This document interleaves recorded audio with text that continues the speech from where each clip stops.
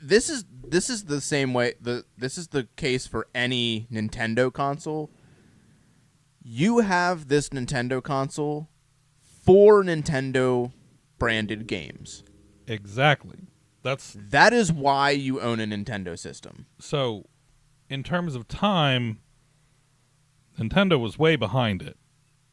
And I mean, they always have been. This was supposed to be like, and maybe that's because of the thing with Sony, because Sony was like, oh, let's work together.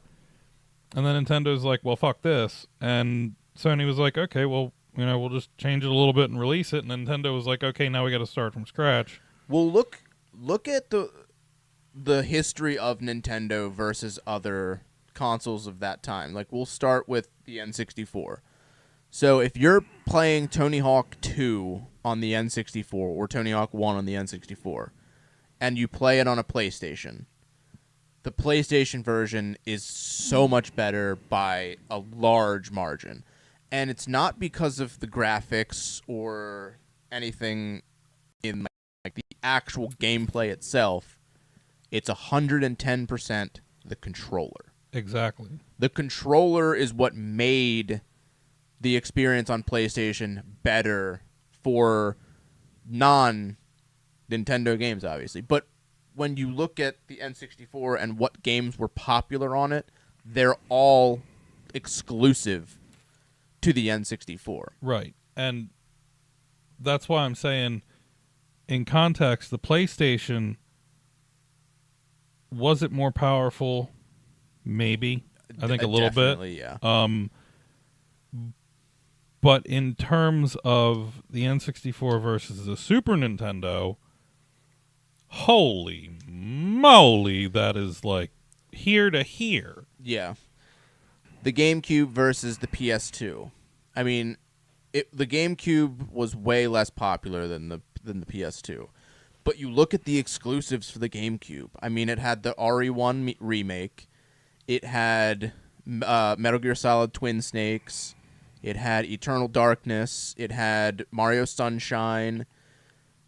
Wind Waker, Twilight Princess. The GameCube also had one big leg up over the PlayStation 2. It came with a handle. Like, if you look at the popular games for GameCube, it was much less of a difference between N64 and PS1. Like, the GameCube games that were on PS2, like where they crossed over, it wasn't really that big of a jump, honestly. Probably not. I mean, they were the same architecture, I think. And the controller was the controller felt way better. It was much easier to play those kinds of games on either or. Like, it wasn't a big jump. If you had a GameCube and you were buying games that were on the PS2, you weren't it wasn't like a night and day experience. The Wii, however, that's where Nintendo capitalized on Nintendo IPs. Mario Kart Wii, Wii Sports, the Zelda, the crossbow training. Well, you've got Skyward Sword, Mario Galaxy. The popular games on the Wii, again, are pretty much Wii exclusives. Couple things about the Wii to point out, though.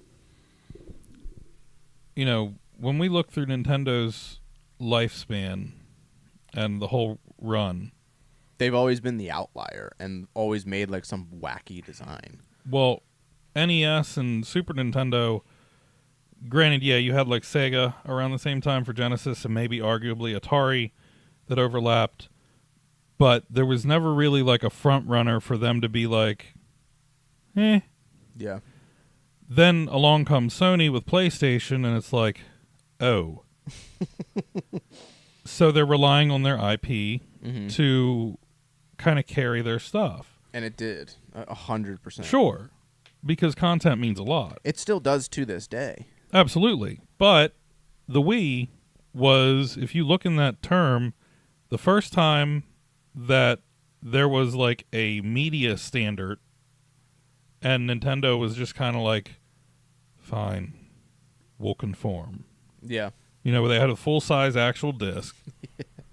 Yeah. Because they were trying to set, like, they were conforming with the cartridges. Atari was a cartridge system. Sega was a cartridge system. And Nintendo was like, oh, yeah, we'll do cartridges. Okay.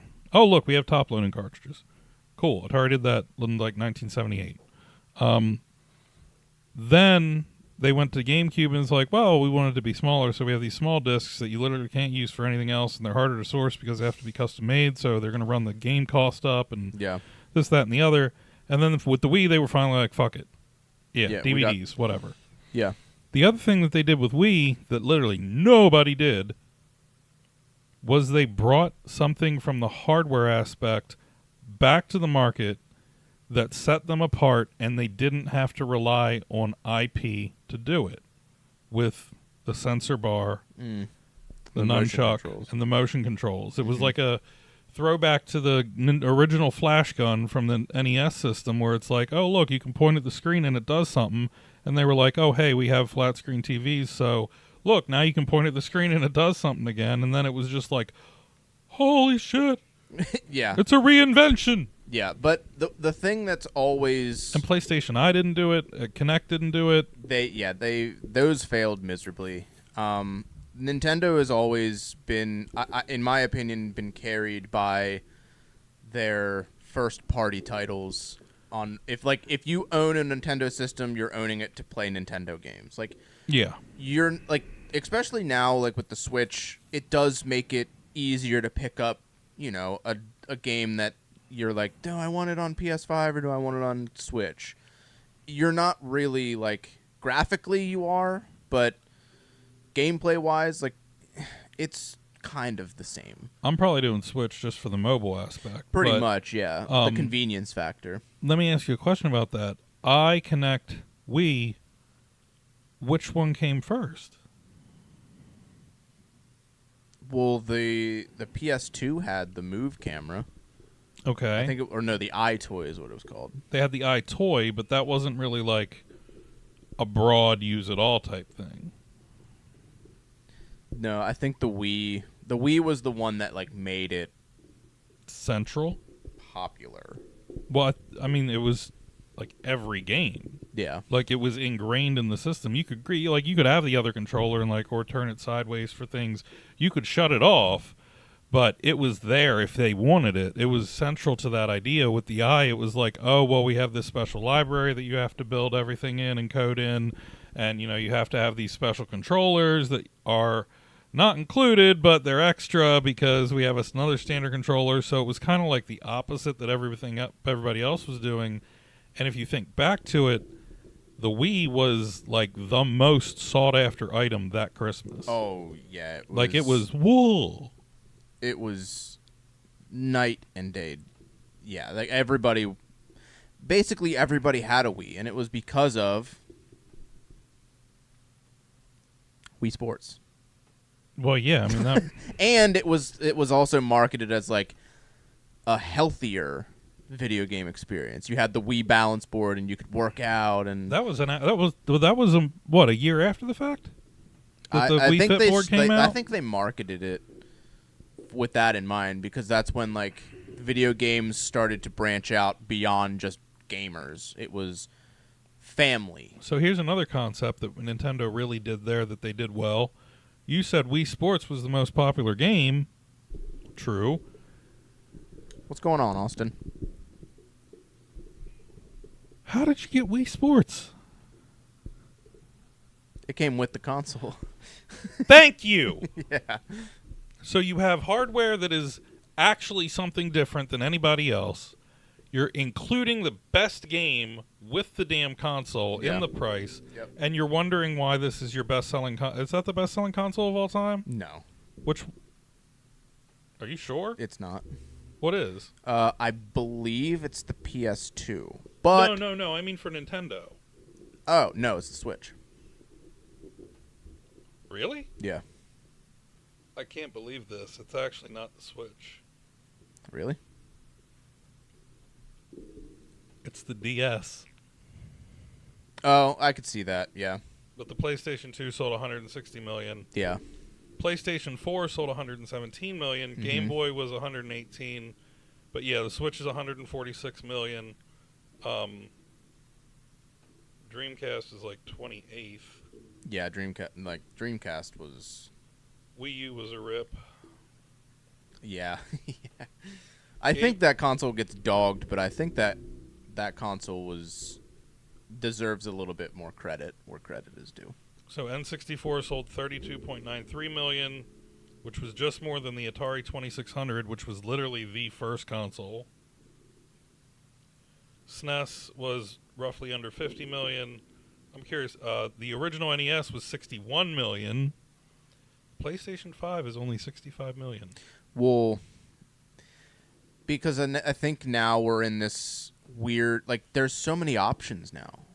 You have the Switch, you've got the PS5, the Xbox One, you have PC, you have mobile, you have these weird handhelds like the ROG Ally, the Steam Deck. You can play games on so many different things now. Like, it doesn't really matter what console you buy. It's so spread out. When the Wii came out, your options, I think, were Wii, PS3, or Xbox 360, right? Or PC. Yeah. Well, think about this though. It used to be back in the good old days. Wii was 7th on the list, by the way. Okay. 101.63. So back in the just under the original PlayStation. Back in the old days, we could, like, it was the games that sold the consoles. For Xbox, it was Halo, and Nintendo, it was whatever Mario game was hot at the time. PlayStation was a lot of things. You had the Metal Gear Solids, the Resident Evils, stuff like all that first party stuff. Jak and Daxters, the Sly Coopers, and the Ratchet and Clanks, and well, sure, but let's look at this too. So Nintendo, the Wii was 7th, second best actual like console, not handheld, that Nintendo ever sold. Yeah. Switch was first, and we were talking about the idea of novel hardware features being what brings success. Mm-hmm. The Switch, I'm correct in saying this, was the first actual console that you could take with you. Yeah, I and mean, play. the Wii U kind of pioneered that idea to an extent.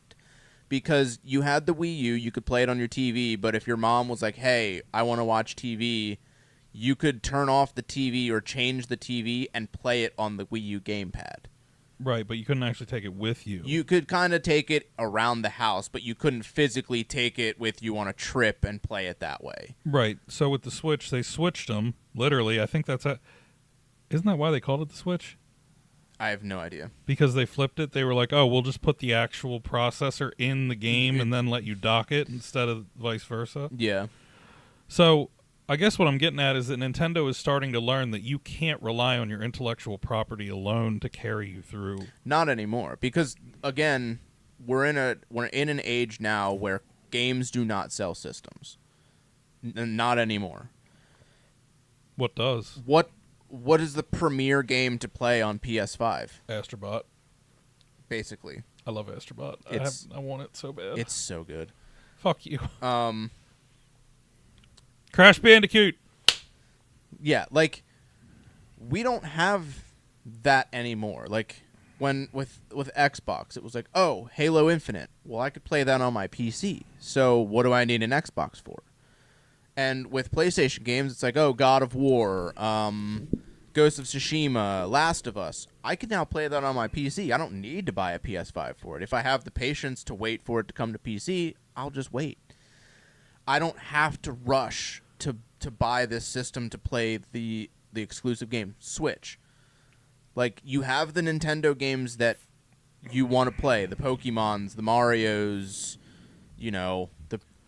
the Donkey Kongs, all that stuff. Like, you need a Switch to play that. You can't, but with emulation being what it is, you can play those on a PC too. So you're not rushing out to buy the system. So let me pivot a bit. Zelda's great, by the way. But only A Link to the Past. Whoa. Ocarina of Time. A Link to the Past is better. Link's Awakening? Wind Waker, dude. Both slightly under Ocarina, but at any rate, let's pivot. Mickey Mouse has been around since when? Forever? Like what? The 30s or 40s or some shit like that? I think it was the 20s, but no, it wasn't the 20s. To your point, yes. Long ass time. Is he done? Or is he still like, woohoo, all the kids want Mickey Mouse, all the kids love Mickey Mouse, we watch Mickey Mouse? Is his, like, I mean, he's now out of, like, safety, but is his time up? Or can Disney still ride that train? I mean, I wouldn't say that they could ride that train. Okay. It's not their premier IP. Okay. And I mean, it hasn't been their premier IP for some time, but it's like the staple, right? It's like a brand. When you say Mickey Mouse, you think Disney. Yeah, right. It's a brand staple. Yeah. And here's the parallel that I'm going to draw here. Mario is like Mickey Mouse for Nintendo. Mm-hmm. You have the mascots, right? And they've changed over the years. I mean, Mario that's never changed. But Mario jumped in significantly after Mickey Mouse did, so his like lifetime is, we're earlier in that. Is it starting to dwindle for Nintendo to where they might need to kind of boot a similar concept? Well, I think now the bigger seller for Nintendo is Zelda games. Think of Breath of the Wild, think of Tears of the Kingdom. I was right. Those are the two like biggest games that came out on the Switch by a mile. Okay. What if Mario had a kid? I mean, he does. He has Baby Mario.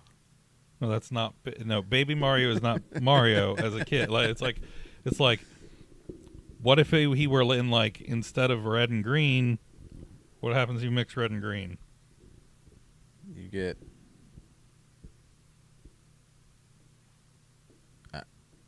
orange? Or is that red and... Green is blue and yellow, so you'd be mixing red, blue, and yellow, so you get... I think it's like a kind of a weird shade of brown.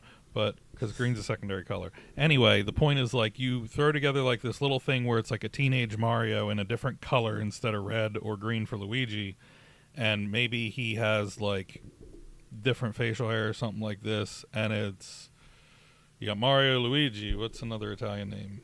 It's got to be 5 letters.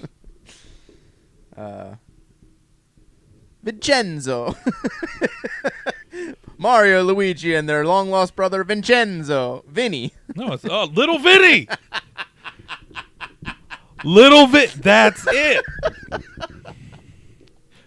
And then so you need to come out with like a reboot of that IP where it's like Little Vinny's World. Instead of a plumber, he owns a pizza shop in downtown Queens. No, Dr. Mario is just Mario with a fake degree. No, Little Vinny's World, and yes, he owns he's a what do they call him? Yeah, he owns a pizza shop in downtown Queens. So you reboot the princess, and she's not in like this big poofy dress. She's got black hair. She's in like a crop top and like cheetah print pants. I don't know about that. Big high heels. Okay, it's a nut like that. Hey, Mario. Come over here. Give me a slice. On that good head controller. It's not a bad idea for them, though, because you could keep Mario in that, and it would give it a breath. Like, there's your IP. That's what I'm saying, is like people... Well, see, what they do with the Mario games is they kind of have been taking the same Mario formula, but doing something different that doesn't make it feel like the normal Mario formula. Like Mario Wonder. Side-scrolling Mario game. But they added the Wonder Flower feature, which warps the level and adds these weird little like mechanics. And it doesn't make it feel same. Hey Siri, what was the most successful Mario game? Oh, it's got to be Mario 64, right? Your initial dip is still your best seller after consoles are commonplace in the house. That's pretty crazy.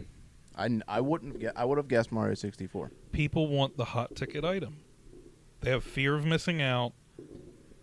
I mean, that's what Nintendo's doing though. Like with Zelda, like when Tears of the Kingdom came out, people lost their minds. People that don't even play like games are playing those games. That's the thing. Like that's the point that we're getting to is people like games are getting so big now where non-gamers are picking them up to play them.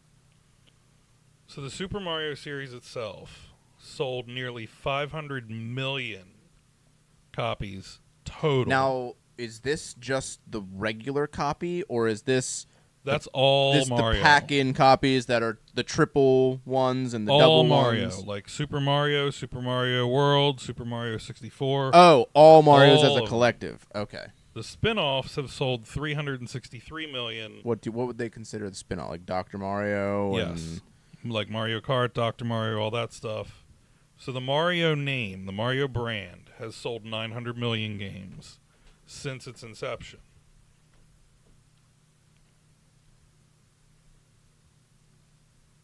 The original sold 65 million, made 3.2 billion in revenue. The second one, let's see. Well, you were saying Super Mario 64? Mm-hmm. 64 sold... The original N64 version sold 11.9 million games for 1.1 billion in revenue. See, like back for the N64 and like I'd say up until the PS4, the games sold the systems. Wonder actually sold more than Super Mario 64. Really? At 13 million games. Odyssey sold 28 million Dude, games. Odyssey was so good. But it made the same amount of money. So to kind of put a overall like wrap up what we have here is I feel like now a lot of the mascots for these companies are kind of changing or they don't really matter as much because everybody's looking now it's the thing of like the new IP. What's going to be the new thing that everybody talks about? You know, the Black Myth Wukongs, the Pal Worlds, all of these crazy, the Horizon Zero Dawns, what's going to be the new thing that nobody's heard of or just came out? It's fresh. Well, let me hit that quick. I'm going to help you tie this back. My whole trip down that fucking tirade was to say that in the context of the Nintendo Lifeline, the Nintendo 64 was just amazing. It was brand new. You had the 3D world, you had, joysticks, you had all kinds of things that you introduced with that. You brought people in, and then you had the IP on top of it. And that, to your point, that's what people are looking for. They want the new thing. I'm looking up Jamboree now for the sales, but also, if you do a spin-off on Mario where it's like your new Golden Boy, but keep it tied back, you're still pulling that forward where people are going to get that. They're going to be like, oh, who's the little red dude? Oh, that's Mario.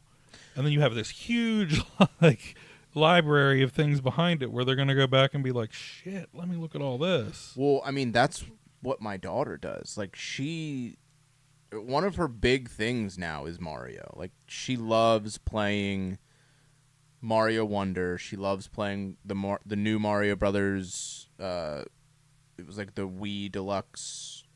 It's like the port that they put on the Switch. She likes playing Odyssey. She likes watching people play Odyssey and Wonder, and she has Mario figures. She loved the Mario movie. Like, she loves pretty much all that is Mario.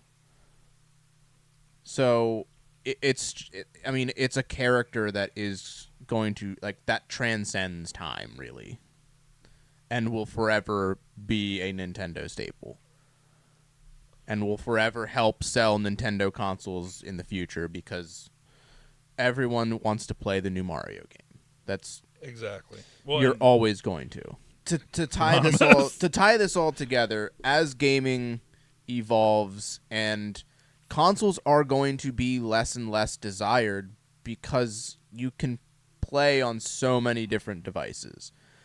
The days of these games selling the systems are very, very slim. Does it still exist? Yes, but I think you're kind of leaning more towards the Nintendo sphere if you're looking at games that sell consoles. Because, again, if you're buying a Nintendo console, you're buying it for the Nintendo games. You're not buying a Switch to play Black Myth Wukong. You're not buying a Switch to play Halo. You're not buying a Switch to play Astrobot. no, you're buying it because Nintendo are assholes and say, if you want to play our games, you have to buy our shit. Yeah. Tell me more about somebody with strong arms. But to close out that point for you there with that one, the consoles are what they are at this point. Like, unless somebody comes up with this cool idea, which maybe it's out there, I don't know. If I did, I'd have a hell of a lot more money than I do. I'm sure somebody will come up with something at some point, but I feel like we're reaching a plateau to a degree 100%. where it's got to be like really like the only out thing there. that you're improving with the next generation of consoles is so minuscule. It's so minuscule. It's something we haven't seen yet. It's something that we're not even thinking about. Look at the PS5 to the PS5 Pro. I just saw a discussion in the game group I'm in on Facebook. Someone said, "Hey, anybody who's upgraded to the PS5 Pro, is it worth it?" No. Every single person in there was like, "Absolutely not." Right. If you didn't have a PS5 and you're looking to buy one for the first time, sure, get a Pro. So what console came before the Wii? Like the Nintendo console, or it was the game Or any. the GameCube. Yeah.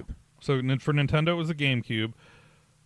What was immediately before it? What was the PS? No, it wasn't the 3 because I think that came out in 2006 or 7. The console generations were, and exactly what Austin said. No, like if you're paying upwards of $1,000 for a console, you might as well just go with a PC because it's going to be miles more powerful at that price point than the modern console. You're assuming the PC's going to stay the same price.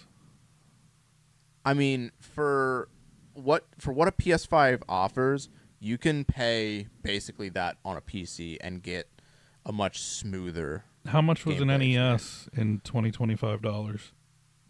I don't know. But back to So which console are we comparing it to? Wii to the... So in the Wii era, it was the Wii, the 360, and the PS3. Okay, so we're going to back up an era then. Then it was GameCube, PS2, PS2, Xbox. Yeah.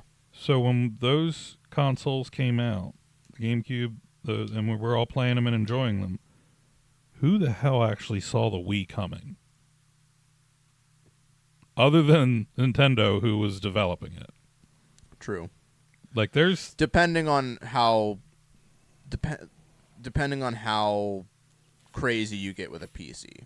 It all, most of that cost comes from your graphics card. But again, if you're gaming on a PC, if you're looking at 1080p gaming, you can get a PC that will house 1080p at like 100 frames a second for probably under $1,000 at this point. The year's 1985. Would you have paid $576 for a Nintendo? What were they? What did they cost at the time? $199, which is the equivalent of $576 today. Jesus Christ, that's insane. That's more than the PlayStation. So that's what I'm saying is, at the rate we're going, I don't think 800 is unreasonable for a console. But I think When you go from 199 to 576 over 30 years. yes, but when you're looking at capabilities and what you can get out of it, I think the higher the cost for the consoles, the more people get pulled into just PC. Because your PC, if you spend up for your PC, okay, say you spend $1,500 on your PC, okay, and you built it to play 1440p at over 100 frames per second, which if you play at 1440p, even if you play at 1080p and you play above like 120 frames per second, it is night and day difference. When you go to a console where you're only playing at like 60 hertz, you're at like 60 frames a second. For, if you're playing it on a TV, you're only getting 60 frames and you're probably only getting 30 because the refresh rate on a TV is dog shit. But if you're playing on a dedicated monitor, which you can get... Can you tell me the difference between 30 and 60 from looking at it? That, no, but I can tell you the difference between 60 and 120. Okay.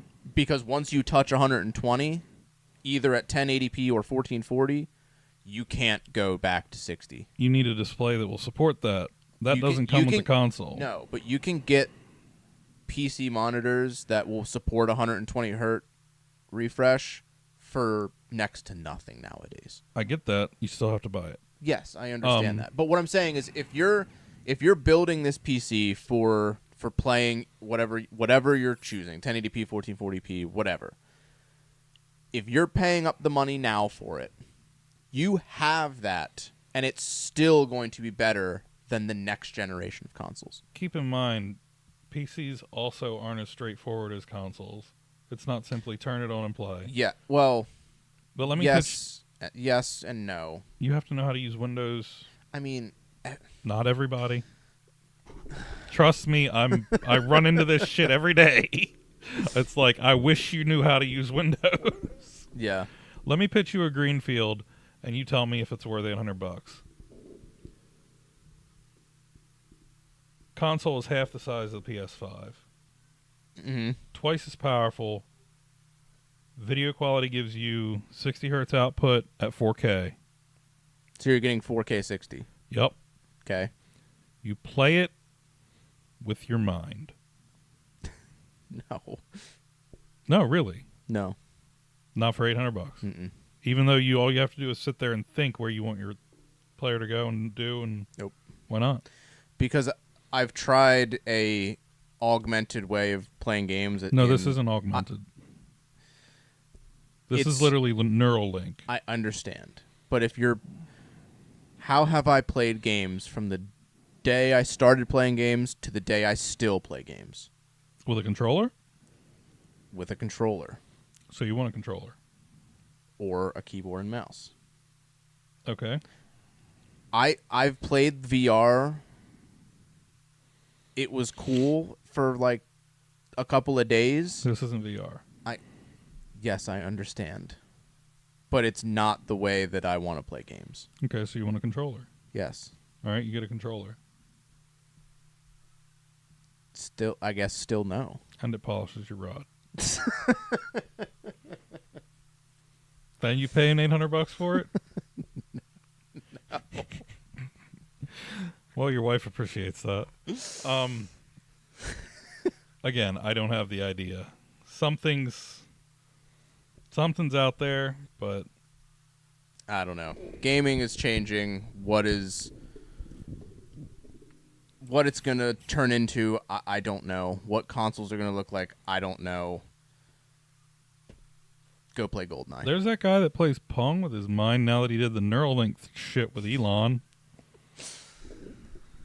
Say the thing, Andy. Lead him out. Thanks for hanging out. Thanks for watching. Dad's Game Room. Bye.